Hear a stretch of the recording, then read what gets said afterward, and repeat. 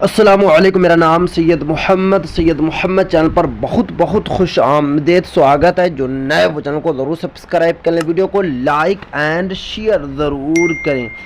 BPSC TRE 3.0 जितने भी candidate TRE 3.0 का एग्ज़ाम देने जा रहे हैं, मैं आपको एक ट्रिक बताऊंगा। अगर आपने इस ट्रिक को फॉलो किया 100% आप टीआरई 3.0 में शिक्षक बनेंगे। आपका जो नंबर आएगा वो नंबर 90+ आएगा। तो किस तरीके से आपको तैयारी करना है, कैसे आपको 90+ नंबर लाना है, मैं आपको इस वीडियो में आज पूरी की पूरी जानकारी दूंगा। क्योंकि देखिए, सबसे पहले आपको समझना है कि ये मौका आपके पास लास्ट मौका है। टीआरई 3.0 जो है ये आपके पास लास्ट मौका है। क्योंकि टीआरई 4 में क्या हो जाएगा, कम से कम 2 लाख कैंडिडेट बढ़ जाएंगे। क्योंकि आपको पता है कि जुलाई में स्टेट वाले का एग्ज़ाम है और सारे के सारे स्टेट वाले टीआरई 4 में आ जाएंगे। तो आपके पास ये काफ़ी अच्छा मौका है कि टीआरई 3.0 का जो एग्ज़ाम है उसे क्रैक करें और टीआरई 3.0 से ही आप शिक्षक बने। अगर आप टीआरई 3.0 में शिक्षक नहीं बने तो आप टीआरई 4 में बनना काफ़ी मुश्किल हो जाएगा, कंपटीशन और भी हाई हो जाएगा।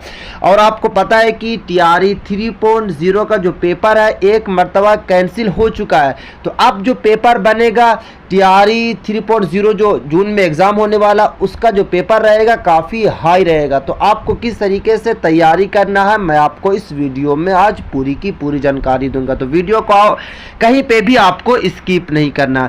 देखिए, सब 4-5 यहाँ पे मैं टॉपिक लिखा हूँ। अगर आपने इस वाले टॉपिक को सही तरीके से समझा और इसी तरीके से फॉलो किया तो 100% आप शिक्षक बनेंगे।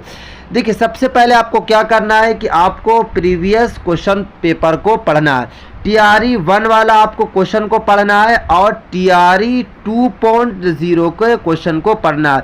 बहुत सारे जो शिक्षक हैं उनका कहना है कि प्रीवियस क्वेश्चन से कोई भी क्वेश्चन नहीं आएगा टीआरई 3.0 में। मैं आपको बताता हूँ कम से कम 10% जो है टीआरई 1 और टीआरई 2.0 से आएगा। आपको हर हाल में टीआरई 1 वाला क्वेश्चन को सही तरीके से रीड करना है, क्वेश्चन को पढ़ना है और टीआरई 2.0 वाले का भी पढ़ना है। इससे आपका 10% आपका क्वेश्चन आने वाला है।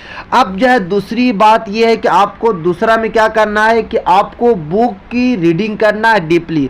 बहुत सारे जो कैंडिडेट जो तैयारी करते हैं वो सिर्फ और सिर्फ एमसीक्यू से तैयारी करते हैं, यानी कि एमसीक्यू की वो बुक्स ले आते हैं और सारी के सारे बुक 1000-2000 ऑब्जेक्टिव को रट लेते हैं। क्योंकि उनको पता होता है कि बीपीएससी में जो क्वेश्चन आएगा सारा का सारा ऑब्जेक्टिव में आएगा, तो ऑब्जेक्टिव को रट्टा मार लो। ऐसी जो आप गलती करते हैं ये सरासर गलत है। आपको ऐसी बिल्कुल नहीं गलती करना और आपको ऑब्जेक्टिव रट्टा मारना है। साथ साथ में आपको सब्जेक्टिव यानी कि आपको बुक की रीडिंग भी करना है, वहाँ से आपको ऑब्जेक्टिव को ढूंढना है। अगर आपने वहाँ से ऑब्जेक्टिव को ढूंढा तो 100% आप टीआरई 3.0 में शिक्षक बनने वाले हैं। क्योंकि अक्सर कैंडिडेट यही गलती करते हैं कि सिर्फ और सिर्फ वो 2000-3000 ऑब्जेक्टिव को रट्टा मार लेते हैं और जब वहाँ पे पहुँचते हैं तो उनको एक भी ऑब्जेक्टिव समझ ही में नहीं आता।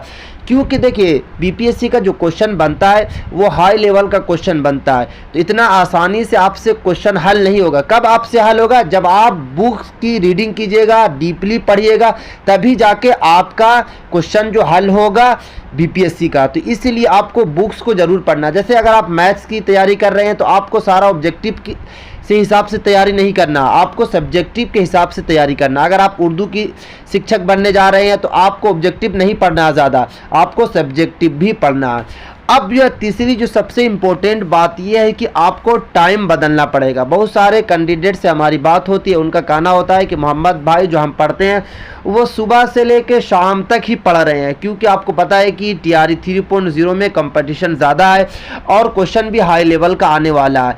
तो सारे कैंडिडेट का यही कहना होता है कि हम उठते हैं 10-11 बजे, उसके बाद से लेकर 4 या 5 बजे तक पढ़ते हैं। देखिए, आप पूरा दिन पढ़िए मगर आपको ज़्यादा फ़ायदा नहीं होगा। अगर आपने सुबह उठे 3:30 बजे उठे और आपने 4 बजे से लेकर 8 बजे के बीच में अगर आपने पढ़ा, यानी कि 4 घंटा अगर आपने सुबह वाला पढ़ लिया, तो आपको बहुत ही ज़्यादा फ़ायदा होगा, पूरे दिन से ज़्यादा फ़ायदा होगा।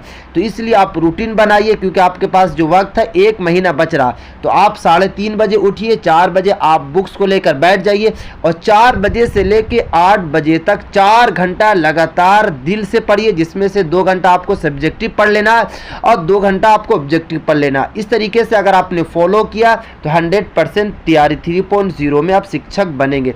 देखिए TRE 3.0 में कंपटीशन थोड़ा कम है, बट TRE 4 में कंपटीशन ज़्यादा है। और आपको पता है कि बहुत सारे कैंडिडेट ऐसे भी है जो TRE 1 भी दिए थे, TRE 2 भी दिए थे और TRE 3.0 भी दे रहे हैं। तो उनका अटैम्प्ट भी लास्ट है, क्योंकि सरकार ने वादा ज़रूर किया है कि 5 अटैम्प्ट देंगे, बट आपको पता है कि सरकार कभी भी बदल सकती है। अभी कन्फर्म नहीं है कि आपको 5 मौका मिलेगा, तो ये आपके पास लास्ट मौका है। तो ज़्यादा से ज़्यादा मेहनत करें और इस तरीके से आप फॉलो करें। अब जो है चौथा, ये सारा काफ़ी इंपॉर्टेंट है। देखिए बहुत सारे कैंडिडेट क्या करते हैं, जब उनको क्वेश्चन मिलता है, जैसे पिछली बार TRE 2.0 में एक क्वेश्चन आया था, IPA का फुल फॉर्म, IPA का फुल फॉर्म बताइए।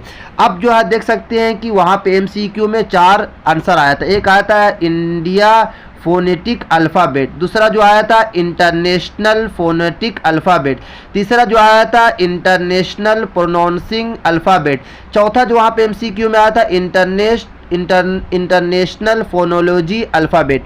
अब यहाँ पे आप देख सकते हैं कि सारा का सारा जो यहाँ पे आंसर है मिलता जुलता है। इंडियन फोनेटिक भी मिल रहा है, इंटरनेशनल फोनेटिक भी मिल रहा है, इंटरनेशनल प्रोनाउंसिंग भी मिल रहा है और इंटरनेशनल फोनोलॉजी भी, यानी कि सारा का सारा क्वेश्चन मिलता है। अब जो है कैंडिडेट वो याद करके जाते हैं, फ़ौरन वो टिक लगा देते हैं कि शायद ये वाला होगा, क्योंकि उनको लगता है कि हमने पढ़ा गए थे। देखिए आपको क्वेश्चन जो मिलेगा उसका चारों आंसर को आपको समझना है, लगातार समझना, सोचना है कि यही आंसर है या फिर नहीं है, क्योंकि बहुत सारा आंसर ऐसा भी होता है कि अल्फ़ाबेट में आपको क्या कर दिया जाएगा कि ई की जगह पे ए दे दिया जाएगा। अगर आपको सारा वर्ड सही है, इंडियन फोनेटिक अल्फ़ाबेट बी, ई की जगह पे ए दे दिया जाएगा। अगर आपने वहाँ पे टिक लगा दिया तो ये वाला जो क्वेश्चन है गलत हो जाएगा।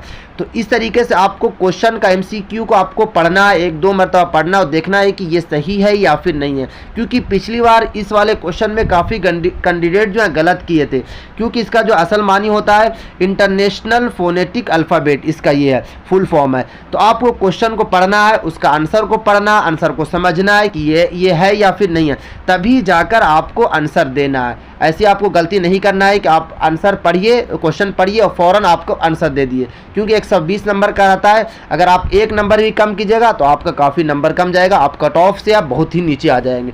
तो इस तरीके से अगर आपने फॉलो किया तो 100% आपका जो है 90+ नंबर आने वाला है। आप प्रीवियस क्वेश्चन पेपर को पढ़िए, बुक की रीडिंग आप कीजिए, टाइम आप चेंज कीजिए, सुबह से पढ़िए और 8 बजे तक पढ़िए, उसके बाद जिस वक्त आपका दिल करता है उस वक्त पढ़िए, बट 4 to 8 यानी कि 4 बजे से लेकर 8 बजे तक आपको हर हाल में पढ़ना है। उसके साथ साथ यहाँ पे मैं आपको बता दिया हूँ कि आपको क्वेश्चन कैसे पढ़ना, उसका आंसर कैसे देना।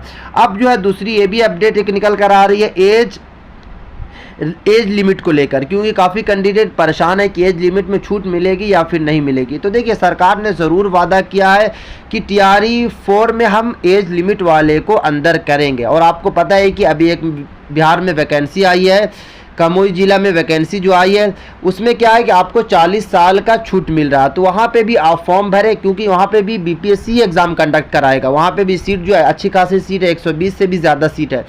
तो आप ज़रूर वहाँ पे फॉर्म भरें, क्योंकि वहाँ पे आपको 3 साल छूट मिल रहा है। वहाँ पे 40 साल है, यहाँ पे था 37 साल। तो वहाँ पे आप ज़रूर फॉर्म भरें, क्योंकि फॉर्म भरा जा रहा है। उसका जो लास्ट डेट है 15 मई तक लास्ट डेट है, अभी आपके पास वक्त है, ज़रूर फॉर्म भरें। और BPSC जिस तरीके से एग्ज़ाम कंडक्ट कराता है वो भी एग्ज़ाम उसी तरीके से कंडक्ट होगा। आपको इसी पैटर्न पे तैयारी करना है, वहाँ पे भी आप शिक्षक बन सकते हैं। तो ये थी काफ़ी इंपॉर्टेंट वीडियो। अगर अभी तक आपने इस चैनल को सब्सक्राइब नहीं किया तो चैनल को ज़रूर सब्सक्राइब कर ले, बेल आइकन को ज़रूर